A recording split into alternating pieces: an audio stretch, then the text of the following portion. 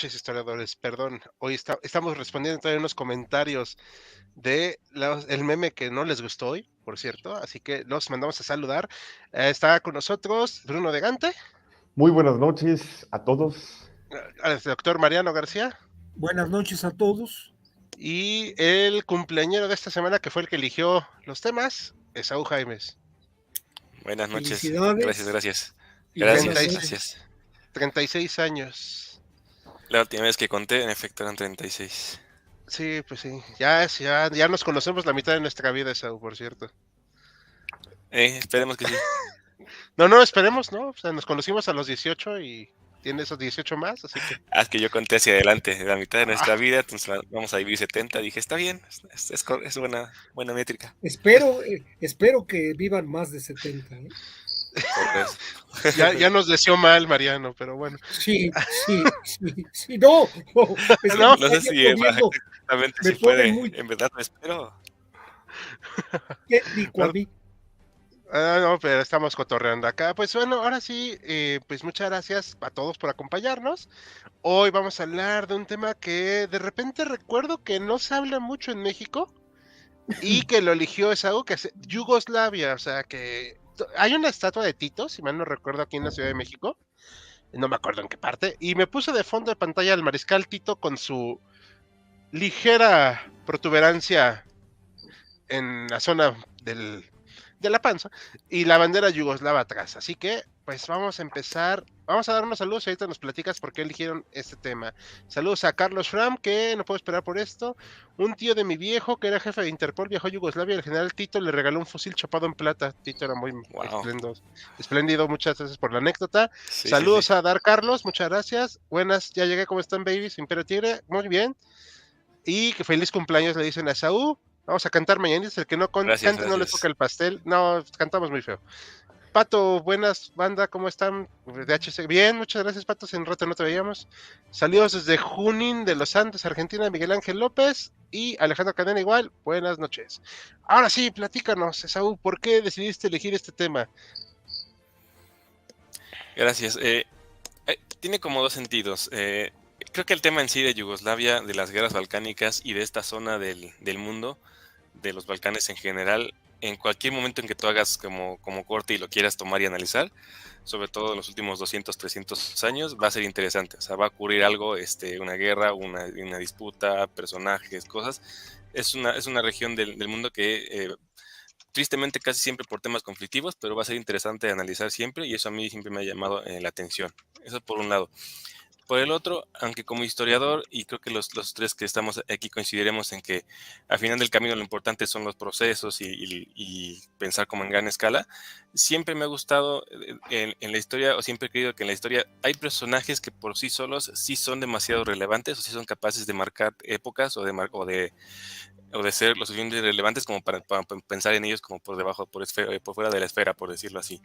Y el personaje, hoy vamos a hablar de Yugoslavia, pero también vamos a tener en el telón de fondo a un personaje que es Josip Broz, que para mí tiene esa característica de que es un personaje demasiado importante, es un personaje de tal relevancia que tal vez como pregunta de cierre o lo comentaremos al final del en vivo, pero literalmente cuando murió, literalmente a los pocos años, el país se despedazó.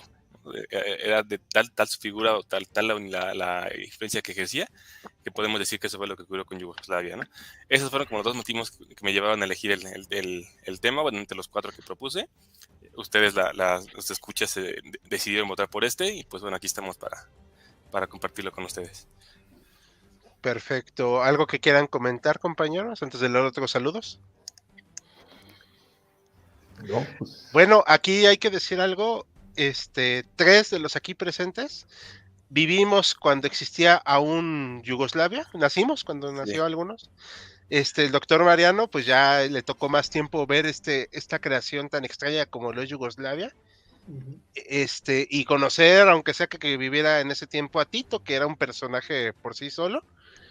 Entonces, vino a México. Sí, tengo entendido. Yo me acuerdo de eso. Sí. Fue todo un espectáculo, tengo entendido. Y aquí nos mandan otros saludos. Joaquín Hernández, nuestro editor y compañero. Saludos a todos, felicidades al quinceañero. Ya está medio recorrido para ser quinceañero, pero bueno. El Pato nos manda que tanto que nos quieren ahí en Yugoslavia y los mexicanos casi ni los topan. Es que Yugoslavia dejó de existir hace mucho tiempo. Eso es algo que no lo asimila mucha gente, pero no existe. O sea, Sí, o sea, tan simple como que generación que hoy está en las escuelas, ya no existía Yugoslavia cuando nacieron. Bruno, ¿me Entonces, recuerdas qué año naciste? Yo, 95. No, pues ya se estaban terminando de matar. por ejemplo. Sí. O Estaba sea, en pleno apogeo el polvorín ahí en los Balcanes. no, ya estaban terminando Mm. para volver a matarse luego. Pero Estaba Tito, el conflicto más fuerte, ¿no? En 95 con ya la masacre de Srebrenica, que ya los sabemos serbios que andaban un poco intensos. Ajá. un poco. Tito compró unas guerrillas, un líder, gran líder y difícil de matar, sí, eso es cierto. Tito Capotito, ¿esto se refiere al mismo Tito? Ah, no tengo ni idea. Creo que Katy no. Podría ser. Pues puede ser, pero quién sabe. La Yugoslavia de Tito es un tema interesante. Él como nunca se subyugó a la URSS, exacto, Katy la Grande. Ujú. Hal, el Eterno, recuerdo, te llamaron por vivir en tiempo de Yugoslavia. Sí, de hecho me pasó un asunto personal cuando salí con alguien estos días y que hablé de Yugoslavia. ¿Yugo qué? Y yo, ¡ah! ¿Y por qué Tito? ¿Era su apodo? ¿Así era su nombre? Era su apodo, ¿no? Era su apodo. Era Josip Broz. De hecho, era un seudónimo que él usaba en sus épocas de clandestinidad con el Partido Comunista. Uh-huh. Hay como muchas teorías, la más aceptadas que al parecer se lo pusieron unos partidarios españoles, que es una palabra más como del idioma castellano, el Tito, y a él le gustó y se le quedó, y después ya cuando salió de la clandestinidad se lo quedó como sobrenombre.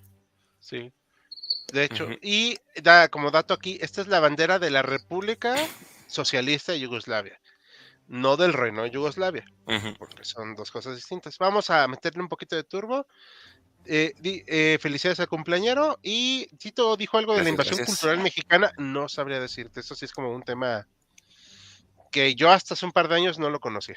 Sí, pero sí hubo bastante influencia, bastante fascinación por cultura mexicana en Yugoslavia. Sí, Mucha interpretación de canciones, Carabina 3030, entre otras, que ahí lo cantaban en el idioma, las adaptaban. Había mucho amor por México. Es muy peculiar, muy interesante sí. ese gusto. Sí. Bueno, pues ahora sí que vamos a empezar, si les parece. De acuerdo. Y pues tenemos que empezar, pues, Adelante. por la parte donde no existe Yugoslavia. O sea, antes de la Primera Guerra Mundial, donde existía aún el Imperio Otomano, que es esa parte como color carne que vemos ahí. Y están la zona balcánica que ya ha ido perdiendo poco a poco su pie europeo, este Imperio Otomano, pero durante siglos estuvo dominando ahí la zona. Y antes tenían algo llamado también Bosnia-Herzegovina, que el Imperio Austrohúngaro, primero lo administró y luego se lo anexó. Yo no sé por qué hicieron tanto trámite, pero bueno, geopolítica, o sea, no voy a tratar de explicarlo ahorita. Pero las tensiones que hubo en esta época llevaron a que se desatara la Primera Guerra Balcánica pues fue un conflicto realmente desastroso.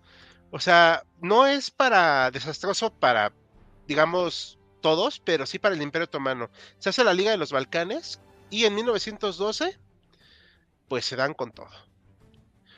O sea, esto lo estoy simplificando mucho porque es un tema aparte y no podemos detenernos tanto en esto, una disculpa. Pero esto significó precisamente que el Imperio Otomano pierde esta guerra. O sea, aquí estamos, esta parte de la coloradita como, ¿qué diríamos? Como violetita. O sea, existe Serbia, existe Montenegro, Rumania, odio cuando la tildan, no entiendo por qué lo hacen, Bulgaria. Y de repente al año siguiente dejan de existir y se hace Albania, Bulgaria gana territorio, Grecia gana territorio, pero ninguno de los implicados están de acuerdo y dicen otra guerra, la guerra de los Balcanes 2, más sangrienta que nunca. Entonces, van a darse otra vez de trancazos. Yo sé que lo estoy simplificando muchísimo, pero esto es una cuestión de solo darles un contexto. Los Balcanes siempre fueron una zona conflictiva. No quiero usar la frase esta que usan de Bismarck de que era un polvorín y que eso iba a hacer estallar un gran conflicto, pero si es cierta esa frase que la dijo él, no estaba equivocada.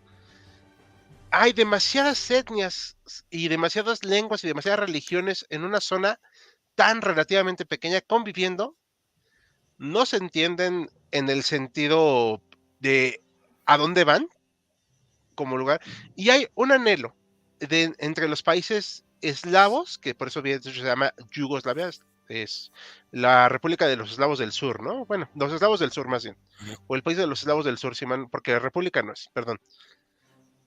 Para hacer un país y unir a estos eslavos del sur, o sea, serbios, croatas, bla, bla, bla. Bulgaria también medio andaba en eso, pero nunca pudieron convencerla. Siempre hubo la idea de una gran Yugoslavia, pero no pudieron lograrlo. Cuando firma por fin la paz en 1913, después de la Segunda Guerra de los Balcanes, de verdad queda la zona muy dolida. Hicimos un video que nos hizo la gran labor de escribir Bruno, de cuando ataca el Imperio Austrohúngaro a Serbia, cuando empieza la Primera Guerra Mundial. Así es. Y si mal no recuerdo, y hablamos ahí de que quedaron muy debilitados los países, sobre todo Serbia, porque si bien ganaron la guerra, pero pierden muchísima gente. La única ventaja que tenían es que ellos sí sabían hacer la guerra. Sí, ya tenían experiencia, por eso, contrario con el Imperio Austrohúngaro, que llevaba casi 50 años sin llevar a cabo un conflicto formal, Serbia ya estaba muy curtida por estas dos guerras. Tal vez, Bruno, tú me puedas aclarar. Tengo entendido que ya desde la época de Julio César se hablaba, él menciona, no sé si en su libro del comentario Las guerras de las Galias, ya menciona el conflicto que había en esa zona, ¿eh? Ah, doctor, esa es una buena pregunta. A ver, estamos hablando, si nos remitimos a la antigüedad, esa zona se conocía como Iliria y Dalmacia. Y sí, era bastante problemática, no Así tanto es. por la cuestión de etnias, porque, bueno, a ver, los eslavos se instalan en la Alta Edad Media, en un proceso medio de guerra, medio de paz, que van colonizando, pero sí eran bastante díscolos, bastante levantiscos los ilirios y los dalmacios. A tal punto de que los romanos en la época de Augusto, los últimos años de Augusto, les toca enfrentar una rebelión bastante dura que los obliga a distraer fuerzas que estaban en Germania para aplastarla. Lo cual, por cierto, dato curioso, facilita en cierto sentido la rebelión del caudillo Arminio, que va a aniquilar 3 legiones en Teutoburgo, pero eso es otra historia. Pero pese a que eran muy díscolos, de ahí salieron algunos emperadores bastante capaces, como Aureliano o el propio Constantino. Es decir, está entre estos dos puntos. Y ahora que lo menciona, también llama mucho la atención que, bueno, siendo eslavos, porque obviamente están emparentados, ya cuando llega esta gran migración que se va dando en los siglos de la Edad Media, pues tengan esta relación tan tirante, tan explosiva, si se puede llamarlo así. O sea, es muy curioso. Claramente también implicando cuestiones de religión, como ya lo mencionaba Hal. Por ejemplo, los bosnios siendo islámicos, o mayoría islámica, si no me equivoco, por la herencia del dominio otomano de varios siglos. Entonces, sí son una serie de factores que van a llevar a esta cuestión. Y los croatas son católicos. Y los serbios son ortodoxos. Es que digamos que las 3 herencias son la parte austrohúngara, que es de los croatas y los eslovenos, que son más católicos y más occidentales, siempre entre comillas. Los bosnios, que van a tener la herencia islámica del Imperio Otomano, y los demás que van a tener la herencia desde bizantina, que van a ser más como cristianos ortodoxos. Entonces, y acuérdate de los albanos que van a estar ahí metidas. Sí. Y los albanos también que quedan ahí, que los meten a la fuerza. Cierto. En Kosovo. De hecho, también hay otra diferencia muy importante. Los serbios escriben en cirílico. Sí. Y los demás escriben en nuestra forma de escribir, el lenguaje latino. Ajá. Latino. O sea, estamos hablando de que en un lugar tan relativamente pequeño, digo porque yo no lo atravieso a pie en un día, están conviviendo estas partes, pero lo que primero era una unión, la Liga de los Balcanes, pues va a pasar a ser más bien luego un punto de conflicto. Pero en este momento, esta es la zona que hubo de disputa luego, por eso se da la Segunda Guerra Balcánica aquí. Esto vamos a hablar en otra ocasión, ¿no? Pero aquí están las tropas, pues ya obviamente con una herencia muy otomana por el sombrerito. Y también vemos acá la extensión del Imperio Austrohúngaro. El Imperio Austrohúngaro también tiene un problemón acá, porque está colindando con el Imperio Ruso, ¿no? tienen una parte de lo que hoy sabemos que es Polonia, Ucrania, y esta parte de acá de los Balcanes que consideran a raíz de su... quiero usar una palabra correcta, digamos de su pérdida de influencia en el mundo, quieren mantener la ilusión de ser un gran imperio aún, pero en la zona balcánica. Y ellos tienen estas ambiciones todavía de expandirse territorialmente, pero el imperio ruso no lo ve con buenos ojos porque considera esta parte de los eslovenos y de, bueno, de los eslavos, perdón, pues su zona de influencia y protección. No sé si me estoy explicando aquí.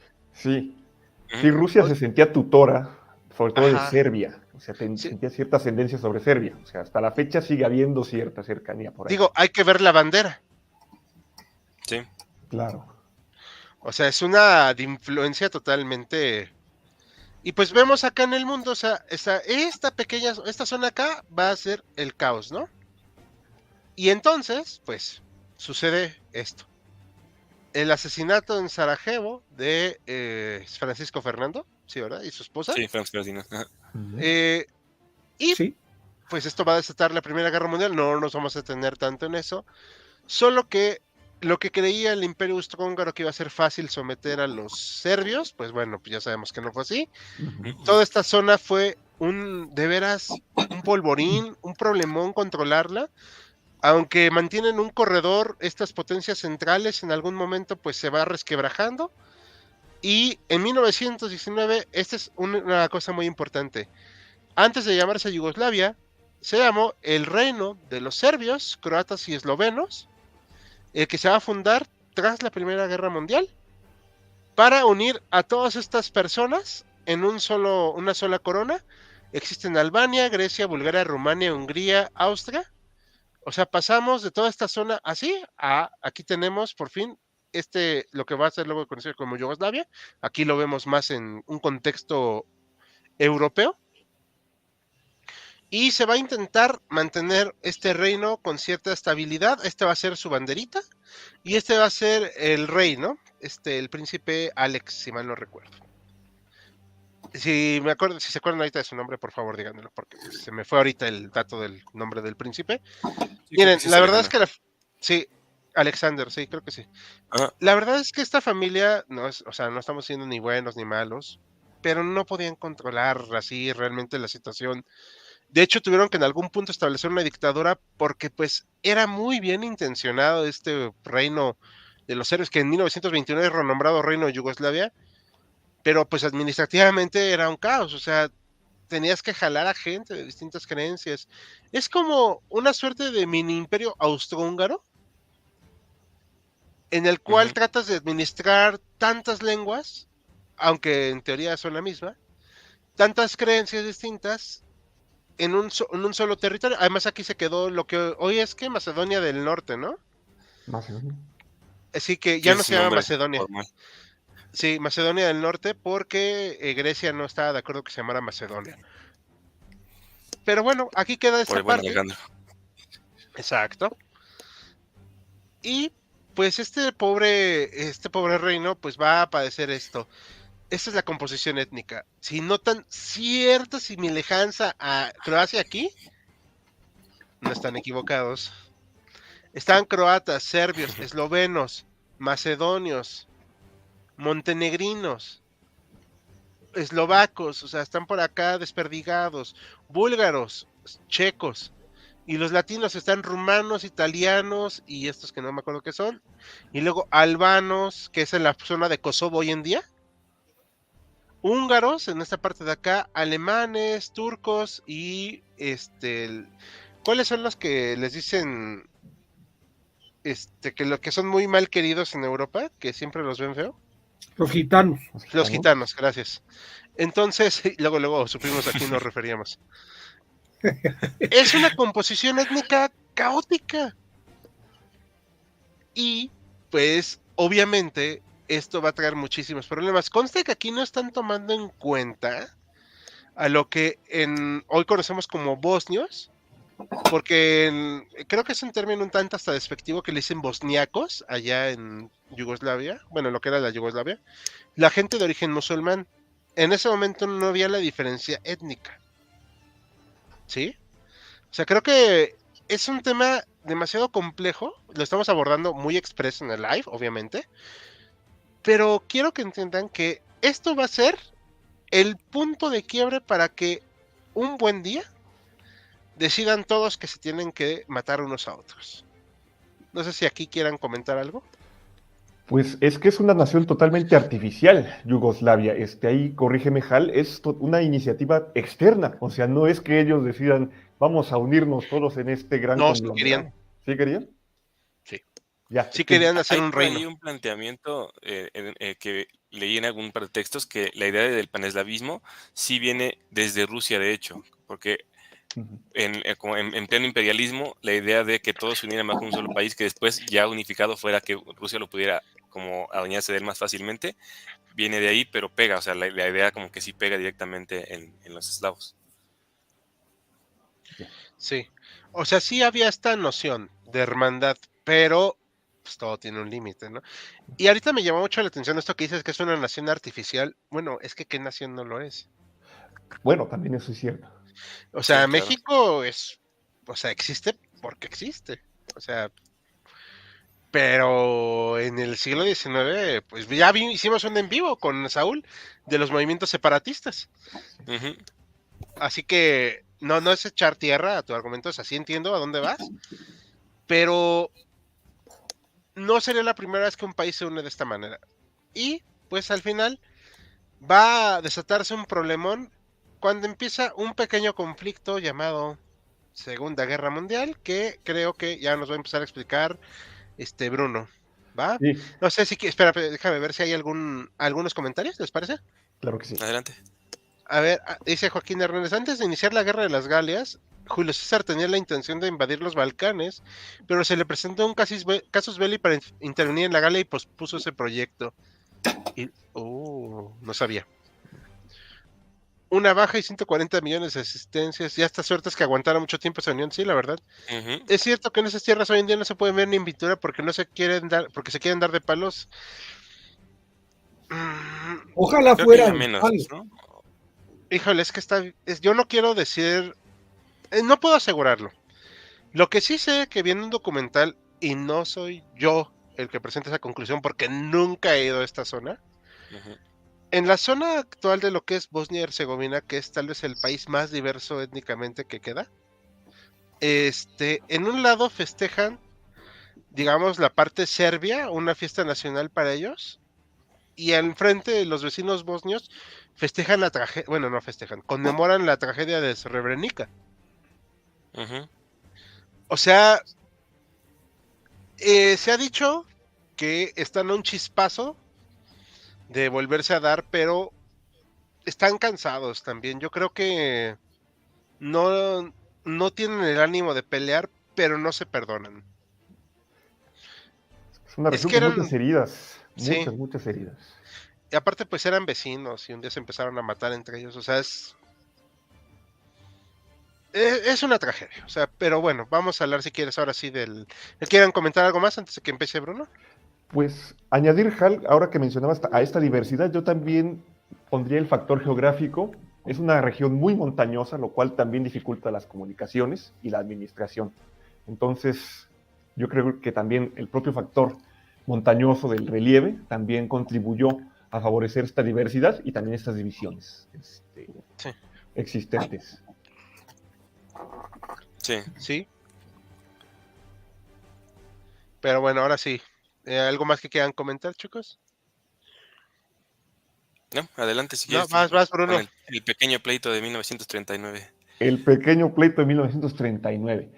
Antes, un dato curioso, ahorita que mencionaba también Hal, que había presencia de italianos, sí había presencia de italianos, de hecho eso llegó a promover que ciertos grupos en la propia Italia, antes de que el señor Benito asumiera el poder, pues quisieran aspirar a ciertas partes de Yugoslavia, por ejemplo, una pequeña ciudad llamada Fiume, que actualmente se llama Rijeka, que forma parte de Croacia. Un escritor italiano un poco deschavetado, Gabriel D'Annunzio, dijo: hay mucha población italiana en esa ciudad debería ser parte de Italia, y se la anexó durante algún tiempo, no más de unos cuantos meses, luego lo echaron, pero pues muestra de estos nacionalismos que imperaban. Pero ahora vamos a la Segunda Guerra Mundial, a este proceso en el cual pues Yugoslavia no salió para nada indemne. Para eso nos tenemos que situar en un contexto un poco más amplio. Estamos en 1941, ya lleva 2 años de iniciada la Segunda Guerra Mundial, pero el cabo austriaco, que ya ha obtenido varias victorias en Occidente, ha subyugado a Francia, ha puesto contra las cuerdas a Gran Bretaña, ya está planeando su operación Barbarroja contra la Unión Soviética. Entonces le interesa tener sus flancos al sur cubiertos. Firma alianzas con Hungría, firma alianzas con Rumania, firma alianzas con Bulgaria. Grecia en ese momento es neutral, está bajo un gobierno dictatorial de un tal Ioannis Metaxas, que simpatiza un poco con la ideología fascista, aunque decide mantener ciertos lazos con los británicos. Y bueno, Albania está en ese momento bajo dominio italiano, y tenemos Yugoslavia. Yugoslavia en ese momento es, como han señalado, una monarquía. No tiene propiamente al rey, el rey Pedro II es todavía menor de edad, por lo tanto está bajo una regencia de su tío Pablo, el príncipe Pablo, y Yugoslavia se ve en la disyuntiva. Dice, pues ¿qué hacemos? Alemania es cada vez más agresiva, está venciendo en la guerra, le tememos. ¿Qué podemos hacer? El cabo austriaco presiona, dice, los queremos de aliados. Yugoslavia, la élite gobernante está muy titubeante en Belgrado, no sabe a qué atenerse, porque temen, en primer lugar, que pues se les obliga a participar en la guerra, a enviar soldados al frente ruso, al frente soviético. En segundo lugar, temen también que haya presencia de tropas alemanas en el territorio yugoslavo, y para colmo, vamos a añadir problemas internos. Ya Han los había adelantado. Hay un marcado separatismo croata y de otras etnias dentro de la propia Yugoslavia. Entonces, digamos que sienten que tienen que andar avanzando sobre cascarones. Finalmente, el regente Pablo decide sí apoyar al eje, pero bajo ciertas condiciones. Primero, que se obtendrían ciertos territorios en detrimento de Grecia. Segundo, Yugoslavia no estará obligada a enviar soldados a la campaña contra los soviéticos. Tercero, no tendrán que haber presencia de tropas alemanas en el territorio. Dicho esto, se firma. El cabo austriaco no está muy convencido, pero dice, pues bueno, ya los tenemos aquí en el bando. Pero ¿qué ocurre? Ya está, entre comillas, preparada para mayo la operación contra la Unión Soviética, y resulta que al señor Mussolini se le ocurre invadir Grecia. Dice, vamos a ocupar este país, va a ser muy fácil. Para hacerse las cortas, no le sale. Los griegos le ponen una paliza al ejército italiano y ocupan parte de Albania. El cabo austriaco está furioso. Dice, vamos a tener que intervenir, pero ya, en Grecia. Confía en que Yugoslavia se va a mantener, pues, del lado, pero no calcula que un grupo de militares serbios del ejército yugoslavo dan un golpe de estado al regente y dicen, vamos a apoyar directamente al rey Pedro II y no vamos a ser aliados del eje. Naturalmente, esta noticia no le cae para nada bien al cabo austriaco y ordena a los militares alemanes una operación relámpago. Va a ser matar 2 pájaros de un tiro. Ocupar Grecia, sí, para sacar de la pecha a Mussolini, y por otra parte, ocupar Yugoslavia, para que no se salga del redil. Entonces, el 6 de abril del 41, se lleva a cabo una operación, la llamada Operación Castigo. ¿En qué consiste? En agarrar por sorpresa a los yugoslavos. Va a ser una serie de bombardeos, sobre todo sobre Belgrado, desde las 5 de la mañana, primero contra objetivos civiles, oleada tras oleada, 15 minutos de espacio entre cada oleada de bombardeo, no solo para acabar con cualquier tipo de resistencia militar, sino también para generar terror. Aquí tenemos imagen del criminal bombardeo que arrasa con todo, arrasa con bibliotecas, con hospitales, con el propio zoológico. Muchos son sorprendidos en el bombardeo, estaban en la cama, les caen los escombros, se usan bombas incendiarias, el bombardeo va a durar todo el día y el responsable es el general Alexander Lür. Aquí lo tenemos en la foto, en el extremo derecho. Y pues bueno, el plan resulta relativamente sencillo. La resistencia yugoslava que pudiera haber se viene abajo del ejército regular. En los días siguientes, por todos los frentes, los alemanes avanzan, apoyados por húngaros, búlgaros y rumanos. Entonces, bueno, aquí ya no hubo tiempo de poner una foto, pero hay una imagen de soldados yugoslavos rindiéndose ante las tropas alemanas con banderas blancas. Entonces puede decirse que ya pues, el asunto yugoslavo ya se acabó. O sea, esa molestia ya se terminó, ya podremos enfocarnos, dicen los alemanes, en el frente oriental. ¿Pero qué ocurre? Bueno, dada esta premura de enviar soldados alemanes al frente oriental, no se termina de asegurar el control sobre Yugoslavia. Entonces, lo que ocurre es que grupos de renegados yugoslavos que no aceptan la ocupación se van a las montañas.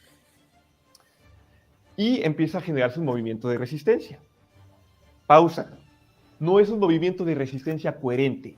Realmente es una escena muy compleja donde prácticamente podríamos hablar de que son todos contra todos.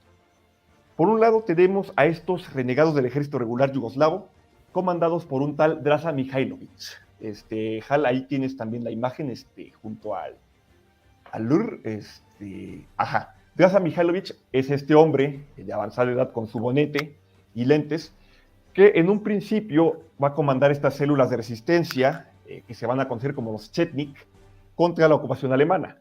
Ciertas acciones un poco tibias, porque finalmente va a titubear un poco.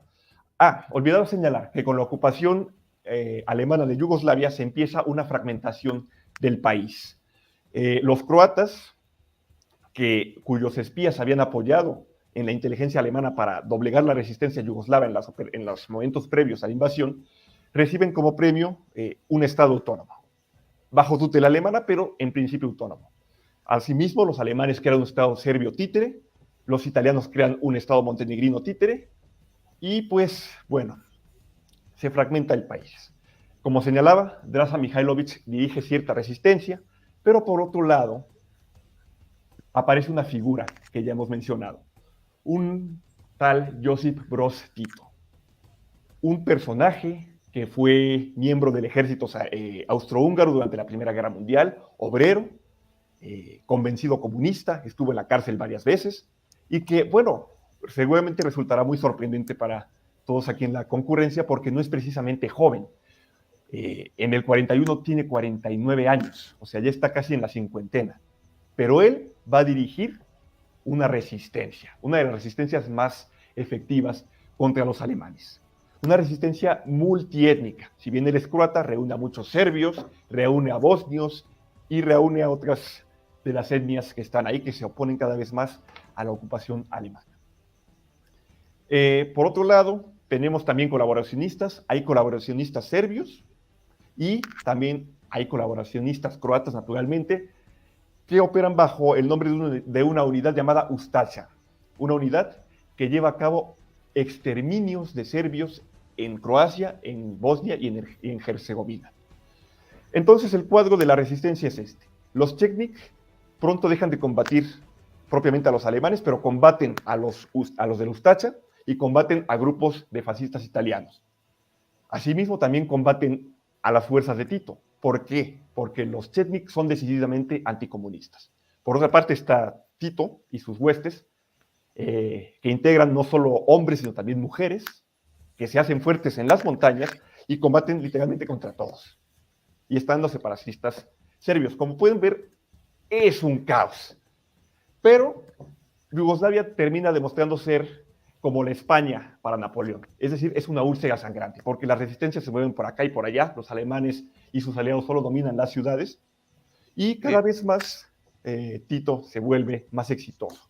¿Puedo comentar algo? Por supuesto. Algo que va a pasar, obviamente adelantándose, porque pues, todos sabemos que al final gana Tito. Algo que se comenta mucho al final es que realmente Yugoslavia prácticamente se las arregló sola.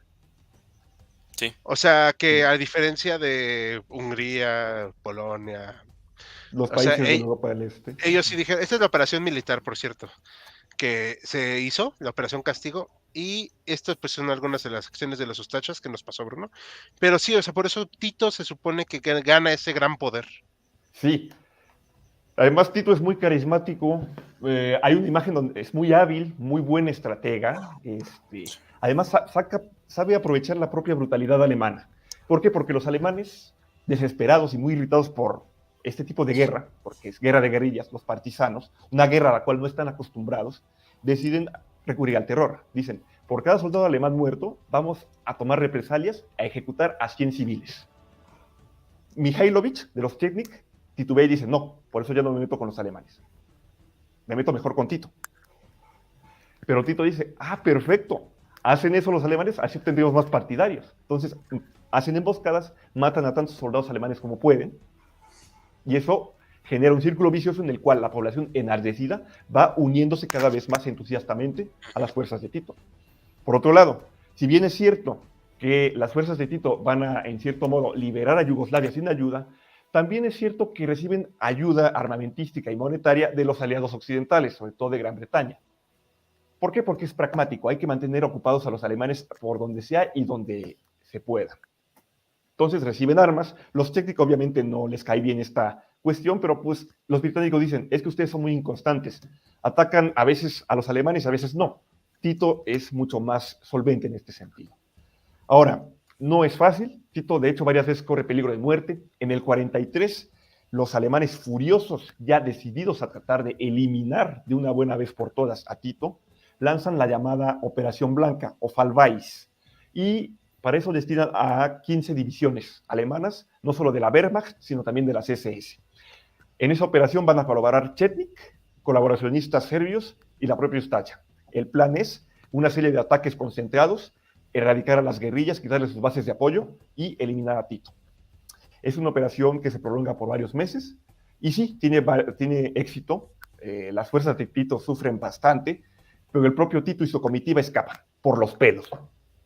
Y meses después se reactiva la resistencia. Entonces, pues digamos que ya la operación cada vez resulta, la ocupación resulta cada vez más cara en vidas y en dinero para los alemanes. Para colmo, ya en 43 ya están retrocediendo en el frente oriental, y los soviéticos ya para el 44 ya están entrando en Rumania, en Bulgaria, y amenazando también con penetrar en los Balcanes. Por si fuera poco, también hay amenazas de un desembarco británico que nunca se materializa del todo en Grecia para recuperarla. Entonces, pues los alemanes van a tener que retirarse. En 44, para el 15 de diciembre, ya están prácticamente fuera del país. Por mero formalismo, las fuerzas partisanas de Tito, que ya han también prácticamente dejado en la impotencia tanto a Chesnik como a Ustacha, entran en Belgrado, al lado de grupos soviéticos, para celebrar la liberación del país de la ocupación alemana. Y pues entonces, digamos que es ya Tito la fuerza más importante de la región, con más de 200,000 efectivos entre hombres y mujeres, que finalmente se va a coronar, si se puede decirlo, como el jefe político de la Yugoslavia liberada. La familia real que había huido a Inglaterra, pues básicamente se queda impotente. Como el gobierno polaco que había huido a Londres también, ante el avance soviético, se quedan impotentes, ya no tienen ninguna legitimidad, porque Tito se las ha ganado. No sé si quieran comentar algo más al respecto de Yo tengo una pregunta, Bruno, sí, que me llamó mucho la atención cuando dijiste que apoyó en ese ataque fuerzas españolas. ¿Oí bien? No, creo que tuve problemas de dicción. En el actual ataque, doctor, Cuando dices que se juntaron los Chetniks para dar el golpe final el contra Fallweiß, Tito, no había españoles, solamente entre comillas, había croatas, había algunos bosnios ok, colaboracionistas, no, perdón. serbios, Porque sé colaboracionistas. que mandaron de España al frente ruso la División Azul. Sí, no, Entonces, por eso pero perdón, escuché mal. No, al contrario. Pues sí. ¿No es algo más que quieran comentar? Esaú, ¿tú qué? No, nada más sí, como recalcar lo que habías comentado tú y que ya después de la exposición de Bruno queda como bastante más claro, y va a ser importante para la figura de Tito y para cómo nace el Yugoslavia como país y cómo se enfrenta la segunda mitad del siglo XX o la posguerra mundial. Esta parte sí es bien importante, sí es tenerla bien clara. En verdad, Yugoslavia nace prácticamente sin ayuda de nadie, con partisanos dirigidos por un líder carismático, que es un gran estratega y todo lo que ya mencionamos, pero eso va a ser bien importante para lo que va a ser Yugoslavia después. Es un país que nace de una invasión, que los que estaban, digamos, a cargo de defenderlo no lo hacen, y que surge un nuevo grupo de partisanos que son los que verdaderamente defienden y unifican al país, y Yugoslavia, digamos que lo logra sin apoyo. Sí hay apoyo de la Unión Soviética, pero llega ya muy tarde y es cuando ya prácticamente es como de, gracias, qué bueno que nació pero ya pudimos, ¿no? Sí, Sí, de hecho, eso va a marcar mucho. Luego la relación de estos dos personajes, que por cierto puse ahorita en los Sí, comentarios de hecho. el short que hicimos, que fue bastante exitoso. Ahorita vamos a hablar de eso más, pero vamos a hacer unos comentarios, ¿no? Si ya saben que no se nos juntan y luego la gente nos dice. Y una vez estaba en Catemaco, que me contó sobre cómo era cuando vivía en Serbia, me dijo que estaba igual o peor con Sinaloa con tanta delincuencia. Bueno, Órale. Yugoslavia por un rato fue aliado de Alemania, pero duró mucho. Pero pregunto que si Yugoslavia se hubiera aliado con Alemania, ¿hubiera sido de ayuda? No, pues no creo. No, como señalábamos, los yugoslavos no querían verse implicados en aventuras exteriores. O sea, era más un apoyo moral, si se puede Sí. decir. Belgrado es la ciudad que los alemanes tomaron con 5 soldados, sí. Sí, esa es una anécdota muy curiosa. Lo digo en el sentido que tal vez los alemanes habían puesto algún títer en Yugoslavia. Pues ya lo hicieron con los Lo hicieron. Ustacha. Ujú. Que Bueno, por pero cierto, sí, está se dice coloquialmente que los Ustacha horrorizaron a los propios alemanes con sus propias tácticas de exterminio. sí, no, o sea, Y olvidaba señalar, o sea, que si bien es muy conocida esta matazón entre católicos y musulmanes en las últimas guerras de los últimos, hace 20, 30 años, también también en esa época de la ocupación se dieron, o sea, era todos contra todos. O sea, la sangre corrió por los cerros de Yugoslavia por todas partes. sí, de hecho, y no es por decir demasiado, o sea, no es por exaltar a Tito, o sea, la verdad es que Tito también tenía sus muchos Sí, detalles, claro. pero si hubo un periodo de paz, perdón, que conoció lo que conocemos como Yugoslavia, perdonen la redundancia, fue con Tito. Ujú. Y de ahí, ya no más. Esos temidos Chetnik, sí, esos. Mari Carmen López, una ciudad usuaria. Hola equipo HC, llegando tarde, pero aquí andamos. Muchas gracias, Mari Carmen. Todas esas Saludillos. guerrillas fueron las más sádicas de la guerra, sí. Sí. Sí. Saludos a Micolac, saludos. Hola, saludos de Guatemala. Tito me recuerda a Francisco Morazán y la República Federal de Centroamérica. Ese es otro temazo, ¿eh? Sí, Que, tenemos que tenerlo ahí en el tintero. sí, que tal vez algún día México se expanda al sur, pero quién sabe. No, no es cierto. Tito es el epítome del partisano, caso más exitoso de un líder guerrillero. Sí, Sí, yo creo pero que sí. hay que mencionar algo muy importante. Tito y Stalin no se podían ver. Fíjate que esa es una parte importante, posiblemente ahorita lo platique Bruno o Esaú, la habilidad que tuvo para no dejarse absorber por la Unión Soviética, Sí. sin entregarse al Occidente. Ey, De alguna manera mantuvo ahí una política muy hábil, Sí. según Demasiado. yo. Sí, sí, sí. Además, yo creo que él tuvo que haber mantenido, por todo lo que dicen de las diferentes etnias, un control muy de mano de hierro para Ujú. evitar sublevaciones y pleitos entre las diferentes etnias que le tocaban, ¿no? sí, de hecho, así haciéndole un pequeño paréntesis para abonar a la explicación. En 1946, esta parte de aquí en medio, esto es Yugoslavia, pero la divide de tal manera que Serbia no tenga el dominio. Sí. ¿Ok? O sea, le quita ese poder que tiene, que tenía demasiado grande Serbia. Digo, ahorita pues, no me voy a meter en esos asuntos, pero lo divide en otras zonas y por eso surge Kosovo como zona semiautónoma. O sea, no es una república como tal dentro de... Porque aparte la Yugoslavia de Tito es como una mini URSS con todos los asegúnes y proporciones. O sea, son repúblicas socialistas dentro de la República Yugoslava. ¿Me explico? O sea, es la República Socialista de Croacia, República Socialista de Bosnia, bla, bla, bla, o sea, pero Vodina, creo que lo pronuncié bien, y si no, pues ni modo que me demanden, y Kosovo no son repúblicas, pero son zonas que le quitan poder a Serbia. Y eso va a ser Eran uno de provincias. los, sí, va a ser uno de los problemones de los 80s cuando se muere Tito, de que los serbios empiezan con sus rollos más densos, que pues si los ustachas eran, pues verdad, de verdad una cosa terrible, los serbios de esa época dijeron, no, no, pues hay que aplicar los conocimientos. Y ahora que lo mencionas de esto de quitarle poder a Serbia, es que tradicionalmente Serbia, y esto tiene siglos, Ujú, prácticamente desde que se estableció el reino de Serbia, antes de la dominación otomana, estoy hablando de finales de la Edad Media, sí había, dentro de Serbia grupos que siempre han aspirado a tener cierto poder imperial. O sea, en la época de, poco antes de que cayera Constantinopla, estamos hablando ya de 1400, hubo un imperio serbio que se estaba expandiendo, porque se les murió por azares del destino. El caudillo, Esteban Dusan, se debilitó, pero iba que volaba a ser un gran poder en los Balcanes en esa época. Entonces, digamos que también puede decirse que se les quedó un poco el sabor, el resquemor a ciertos grupos de la élite serbia para intentar aspirar a tener poderío. O sea, ¿A qué grupo, a qué zona o a qué etnia pertenecía Tito? Croata. Croata.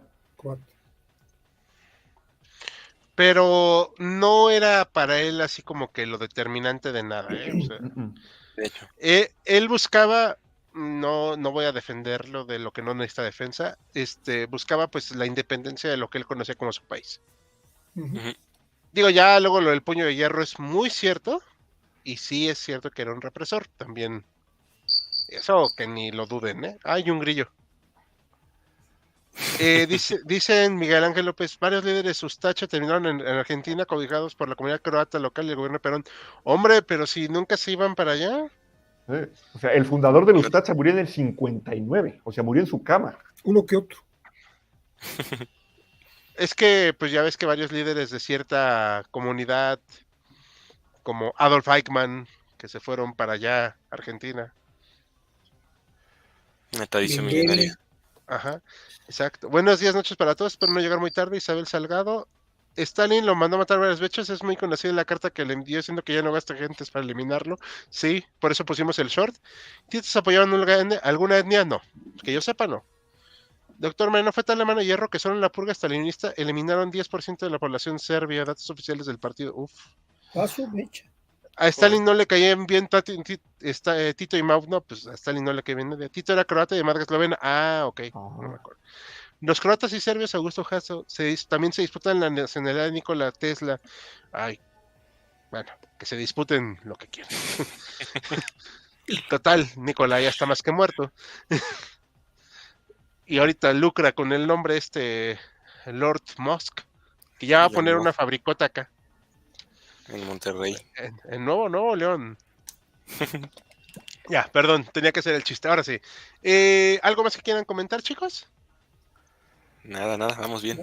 Adelante. Por cierto, también la gente se ha enojado con el muy exitoso short del HC2 del Abrams.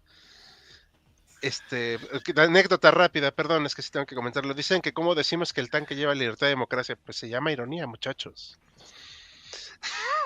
En fin, tenía que decirlo porque vi otro comentario lleno de cariño. Ahora sí, a ver, platícanos, Esaú, de algo más. Perdón, Bruno, ¿ya no vas a querer decir algo más para complementar?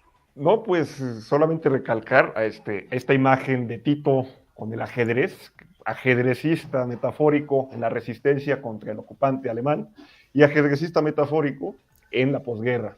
Le recomiendo a la audiencia buscar esa imagen, está muy padre. Y pues bueno. Aquí hay una, ¿no? Que la pusimos. Ah, sí. Ajá, genial. Justamente eso. O sea, qué mejor imagen que representar a Tito, tanto en el ámbito de la guerra como en el ámbito de la posguerra.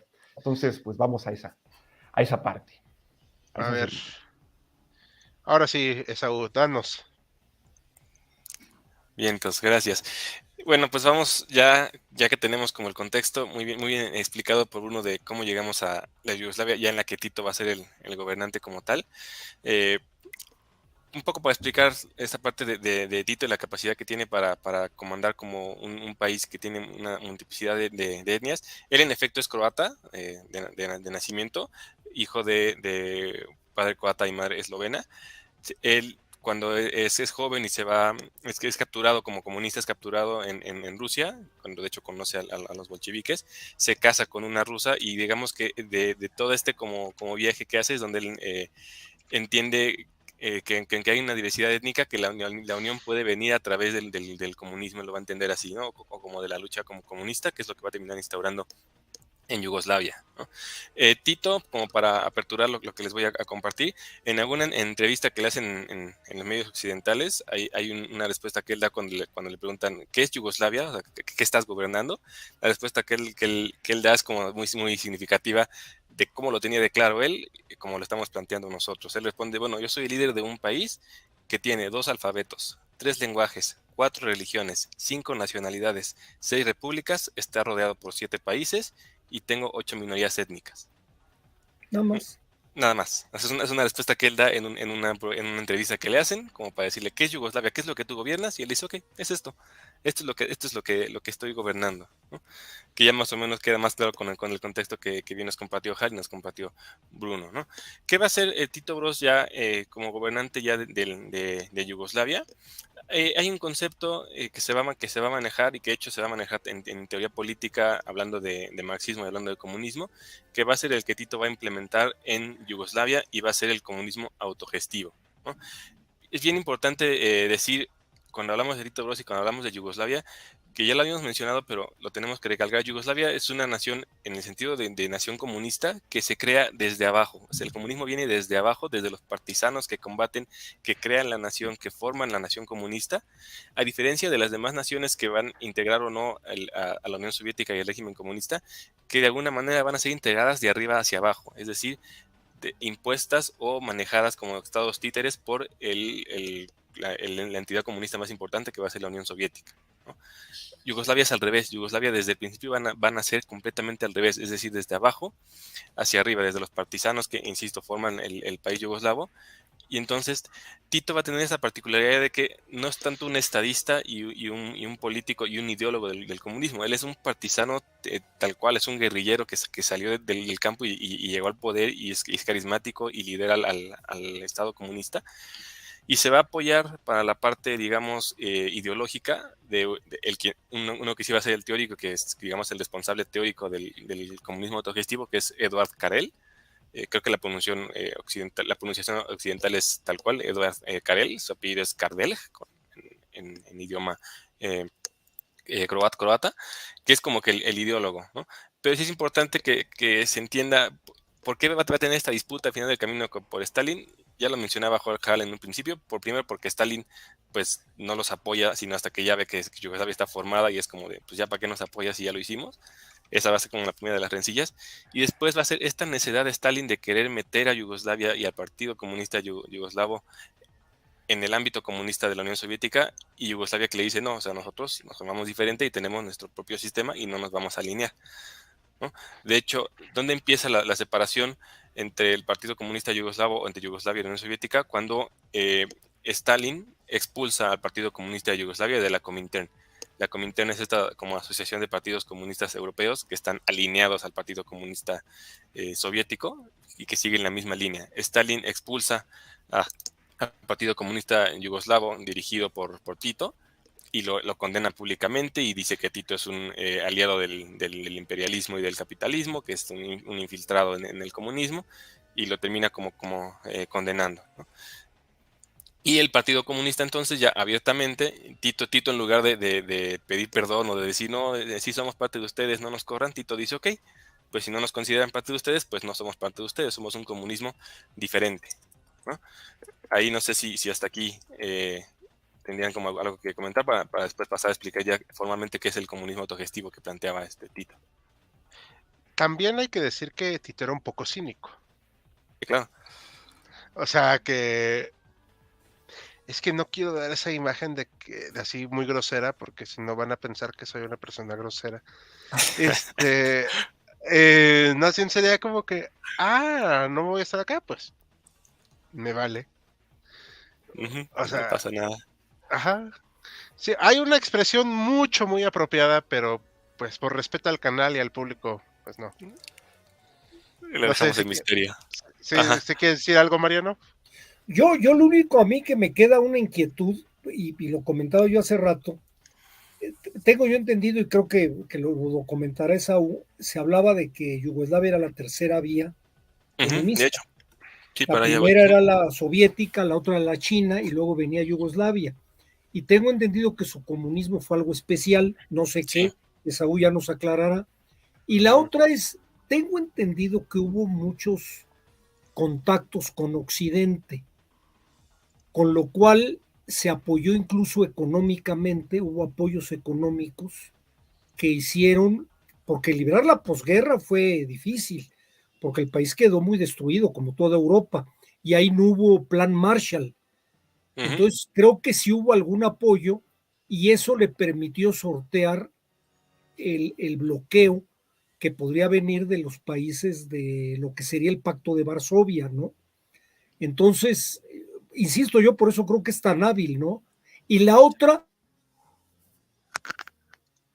yo creo que el mismo Stalin no fue como Hungría, perdón.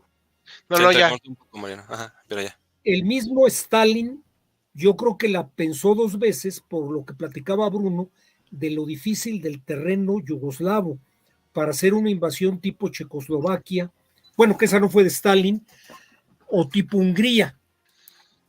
Yo creo que lo pensó y dijo, pues aquí no tengo forma de hacerlo porque me voy a meter en una bronca de la cual no voy a poder ganar. Sí. Exacto. Sí, exacto. ¿Algo que quieres decir, Bruno, también?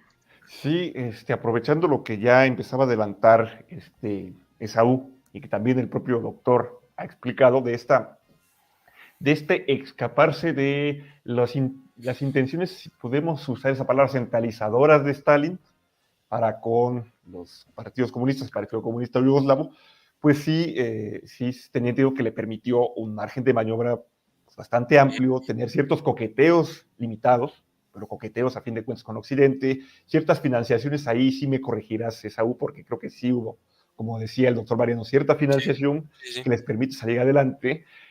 Y bueno, o sea, tenía entendido yo también que Occidente podía viajar libremente a Yugoslavia y también yugoslavos podían viajar libremente a Occidente.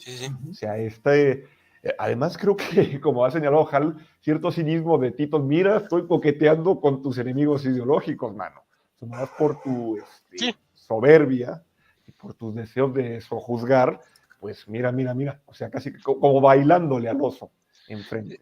Sí, no, y aquí está con Churchill y es el que le sucede, ¿no? A Churchill. Anthony Eden. Anthony Eden, gracias. Entonces, vamos, a Cecilia no le importaba. Y esta anécdota que pusimos en el short, ¿sabes? De que le envió varios agentes a matar a Stalin a Tito. Y que Tito se supone que le dijo una carta que dejara de enviarle agentes porque él iba a enviar a uno y el suyo no iba a fallar. Así. Hay que entender que acabando la Segunda Guerra Mundial, el poder de la Unión Soviética sobre los partidos comunistas del mundo era, bueno, simplemente el Partido Comunista de México estaba controlado por el Comintern, el partido de todos los partidos de América Latina, de Cuba, todos besaban la mano de Stalin. Sí. Sí. Saludos a Siqueiros, por cierto. Muy atinado comentario. Sí, que pues es que él era un Trotsky, ¿no? Sí, pues le abrieron las ideas. Vamos a echar unos comentarios antes, ¿no? Sí, claro. Porque ya son varios, sí, ¿no? Dicen que Tito murió en Eslovenia, dice Isabel Salgado. Sí. No me la sabía. Yo tengo el internet de Elon Musk y la verdad sí me da cobertura donde vaya, pero es algo lento. No se puede todo. No se puede todo. En resumen, yo vivo en un país de Chile, mole y pozole. No, bueno, sí se entiende, pero es chile, dulce y manteca. Ajá. El dicho es 8 raíces culturales, 7 religiones, 6 repúblicas, 5 naciones, 4 culturas, 3 lenguas, 2 alfabetos y 2 estados. O un estado. Ok. Eso mismo. Tito quería ser administrador del server y se hizo su propio server, sí. ¿Por qué Tito fue capaz de mantener unidas a personas tan diferentes entre sí? ¿Cuál es el secreto? Yo digo que su carisma y su gordura. Y lo duro, ¿eh? Hay Yo un poco de todo. El régimen... Sí tenía carisma, pero sabía ser duro cuando había que ser yo creo que duro. hubo represión muy, muy fuerte. Digamos, Esaú, porque también he escuchado que al lado del puño de hierro también tenía una capacidad de negociación y de intercesión entre estos distintos grupos también bastante marcada. Es decir, como que combinaba el palo y la zanahoria, podríamos decir. Exactamente, que es parte del comunismo autogestivo que ahorita explicaremos un poco más a detalle, que es la combinación perfecta y como más que la combinación perfecta, yo creo que el punto exacto en el que sabe cuándo usar el puño y cuándo usar la mano extendida. Sí, decía que usaba una pistola, Mari Carmen dice Imperatriz. Ok. Cuando era necesario. Sí. Tito fumaba cigarrillos soviéticos con cerillos occidentales, por así decirlo, era un equilibrista, ¿sí? Y hablaba inglés, sabía hablar inglés. Ah, sí, cierto. Era un tipo peculiar.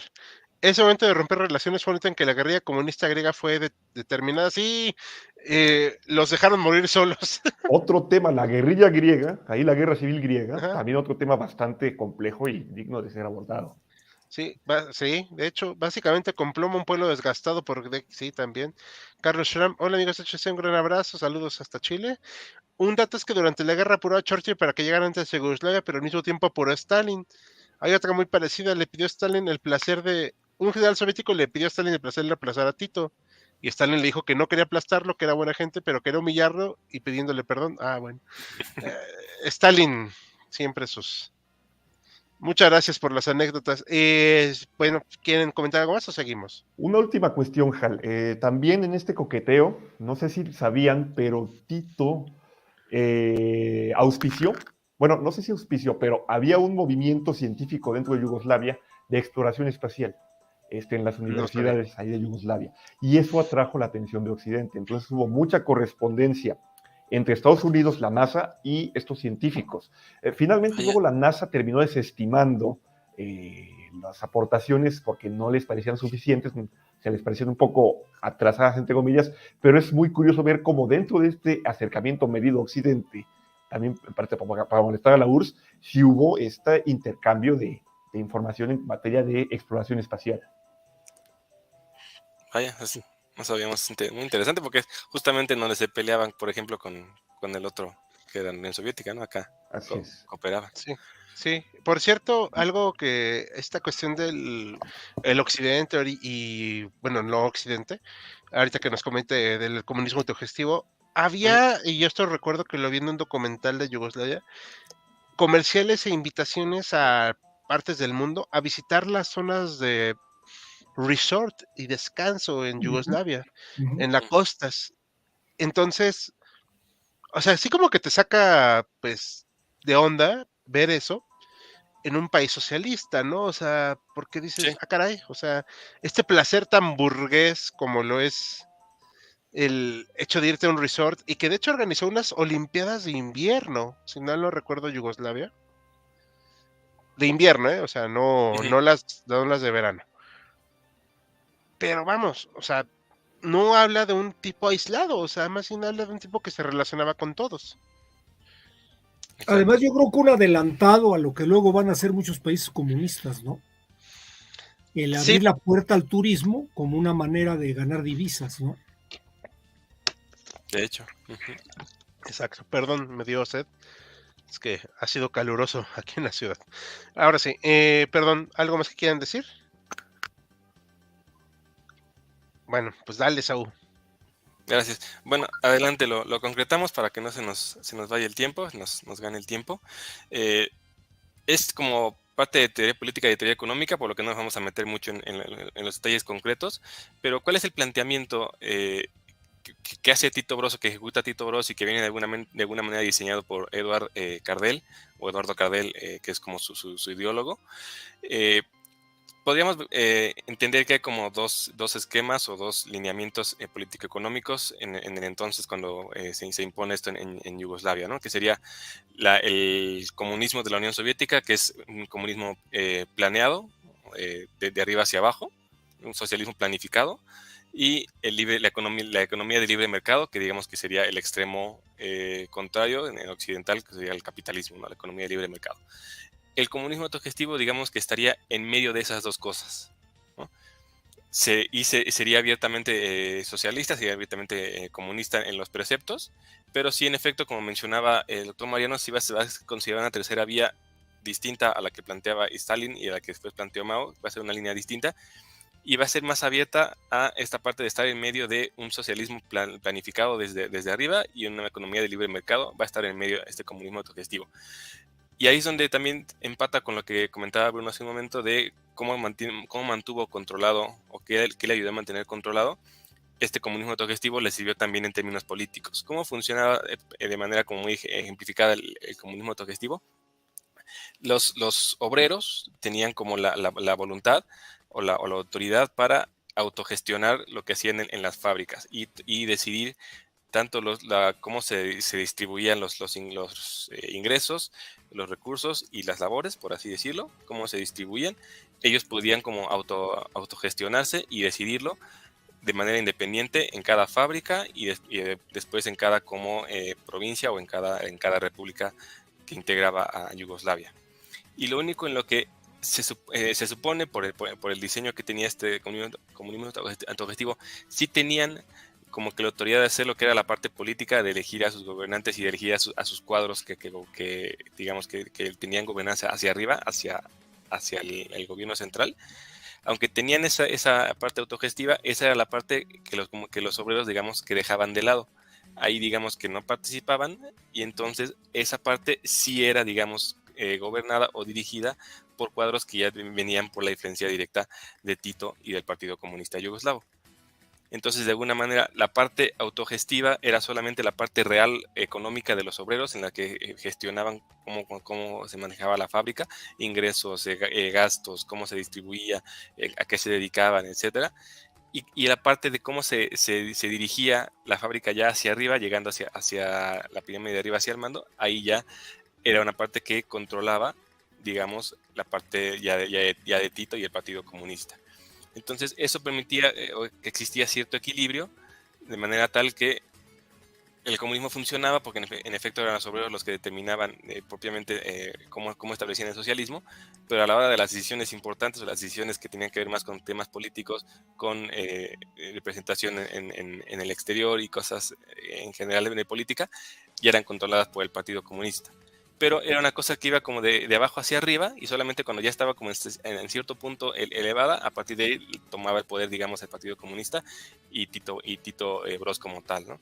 Y entonces ahí está este esquema que mencionábamos cuando Bruno planteaba el tema del control, que Tito Broz sabía hasta qué punto ejercer la mano dura y hasta qué punto dejar que los obreros se autogestionaran, ¿no? No hay que ignorar el hecho de que la herencia cultural de Tito Broz, que viene de la parte croata, que viene de la parte que era de herencia austrohúngara, que era de la parte más occidental de los Balcanes, le va a permitir entender que sí necesita tener cierta apertura hacia Occidente para que la cosa funcione.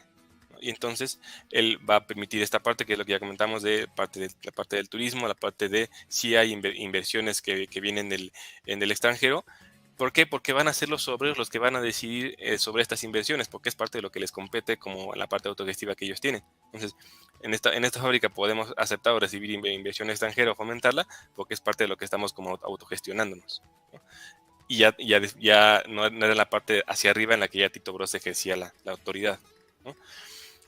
Esto va a ser completamente diferente a lo que plantea Stalin, por eso es que va a ser esta distancia con Stalin. A Stalin es un sistema que no le parece, porque es completamente diferente. El socialismo de Stalin viene planificado desde arriba con los planes quinquenales, que también los va a replicar. De hecho, Tito va a tener también en sus primeros 10, 15 años de gobierno planes quinquenales, pero van a ser diferentes, van a ser como con esta idea como autogestiva, ¿no? Tito va a estar completamente peleado con Stalin, no se va a alinear. Después de que fallece Stalin y lo sigue Khrushchev, que es, no sé si sí, Khrushchev, porque después viene Brezhnev, ¿no? Sí. Nikita Khrushchev intenta como conciliar. De hecho, Khrushchev visita a Tito, intenta conciliar, y de alguna manera ya no hay tanto la disputa como había de Tito con Stalin. Ya no son figuras tan contradictorias, pero Tito sí termina diciéndole a Khrushchev con toda claridad: no nos vamos a alinear con la Unión Soviética, nosotros tenemos un sistema que ya funciona, un sistema autogestivo que funciona, que nos mantiene, y nos vamos a quedar así, ¿no?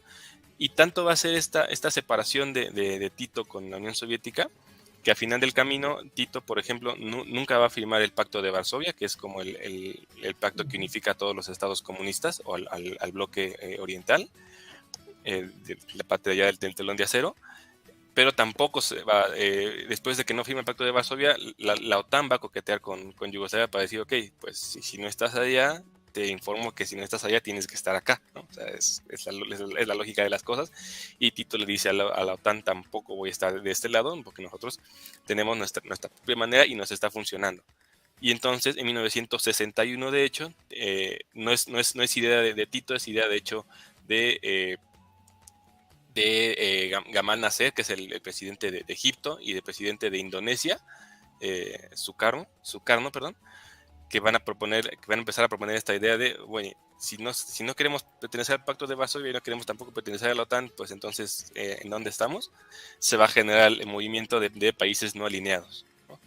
Ellos lo van a proponer, Tito Broz se va a sumar a esta idea, y Tito Broz va a ser nombrado el primer secretario general de este movimiento, ¿no? El movimiento de países no alineados. Qué dato curioso, a la fecha sigue existiendo, ¿no? El movimiento de países no alineados sigue estando vigente, ¿no? Pero esa es como la marca de claridad de Tito Broz de 1961, abiertamente decir, ok, no estamos con el Pacto de Varsovia, pero eso no quiere decir que estemos con la OTAN. De hecho, creamos un nuevo movimiento, que es el movimiento de países no alineados, que no es ni de un lado ni es del otro, ¿sí? Es decir, sí somos abiertamente comunistas, somos una república democrática popular, que es la manera elegante de decirles a los países socialistas, pero no estamos alineados con la Unión Soviética y tampoco con la OTAN. Somos un movimiento de países no alineados, ¿no? Para hacerle frente y servir como esta tercera vía, como concepto, ¿no? No sé, pero si sí, habría comentarios. Ajá. Yo sí quisiera comentar que, bueno, no me acordaba que todavía existían. La verdad, ahorita que lo dijiste me quedé, caray, ¿todavía existen? Sí. Pero bueno, Yugoslavia no es, porque pues, o sea, la verdad es que no, pero me parece curioso, aunque realmente los países de aquel momento pues no eran la gran cosa, ¿no? O sea, Indonesia, pues Egipto tenía su boom, pero tampoco era la superproducción mundial. Egipto era también para ponerle cara a Reino Unido, decirle, ya no estamos alineados contigo tampoco. Sí, digo que Nasser era una cosa ahí muy... Nasser tenía el canal de Suez. Sí. Esa era la parte que servía de bisagra en el mundo. Sí, caray. Y lo usó. Sí, luego los israelíes le enseñaron que no, pero bueno. Primero los ingleses y los franceses. Él cuando toma el canal de Suez, entran primero ingleses y franceses, lo mandan a volar y luego quiere regresar cuando crean el Estado de Israel. Sí. El caso curioso y anecdótico para el presente del movimiento de países no alineados, digamos que de este bloque, en la actualidad los únicos que permanecen como parte del movimiento de países no alineados son Azerbaiyán y Bielorrusia. Bielorrusia se supone que es un país no alineado. Creo yo que en la época de Echeverría fue cuando invitaron a Tito. Sí. Porque también Echeverría es cuando tenía ese sentimiento mesiánico. No, más bien es al revés, Mariano, porque creo que Nasser para la época de Echeverría ya estaba muerto. No, digo a Tito. No, o sea, que viniera Tito a México. Que viniera Tito a México. Creo que lo trae Echeverría. Sí, no, Nasser no. No. No, sí, de hecho, sí, ya me acordé que sí es cierto, tiene razón, porque sí, efectivamente Echeverría tenía su onda ahí de que quería ser líder de los países no alineados. Así es. Dato curioso de Nasser, nada más ahí, Nasser muere en el 70, o sea, después de la humillación de la Guerra de los 6 días. Ajá. Le toca, ya no ve recuperado la península del Sinaí. Eso ya le toca a su sucesor, a Anwar el Sadat, después del Yom Kippur. Sí, Anwar, fue un líder muy efectivo. Creo que, un paréntesis enorme y una disculpa, creo que no se le ha estudiado bien, al menos acá de este lado, a Anwar, porque es el que logra calmar las cosas con una guerra con Israel, pero creo que sí fue un líder muy interesante, pero se le ha dejado muy de lado por el carisma de Nasser. Que aún así Nasser creo que tampoco ha sido muy explorado aquí. Bueno, sí tiene razón, pero si mencionas a Nasser, pues sí, generalmente alguien te responderá, ¿no? Si dices Anwar al-Sadat, pues te van a decir, no, pues tú lo serás, ¿no? O sea, porque quién sabe qué me estás diciendo. ¿Vemos unos comentarios? Anwar al-Sadat lo asesinan. Sí, hombre, muy feo. El mismo ejército egipcio. Sí, una tristeza. Ese no le perdonaron el que se hiciera cuate de Israel. Menachem Begin. Sí, muy feo eso, esa parte. Aquí comenta, Tito fue el fundador de los no alineados, sí, es cierto. Ujú, ujú. Conspirólogo, Tito no murió, se fue a Marte. No, sí, más que murió. Oye, Tito, ¿cuál es tu secreto para no sentir miedo de lo que te pueda pasar? Tito, ese es mi secreto, yo desayuno el peligro. Pues sí. Era en la tercera posición en la Guerra Fría, exactamente. Sí, ¿No fue un cierto, sí. pilar? Sí, esto es lo que acaban de decir. Tito era el que sacó del sombrero de los países no alineados y la pasada de anfitrión invitado en las reuniones. Exacto.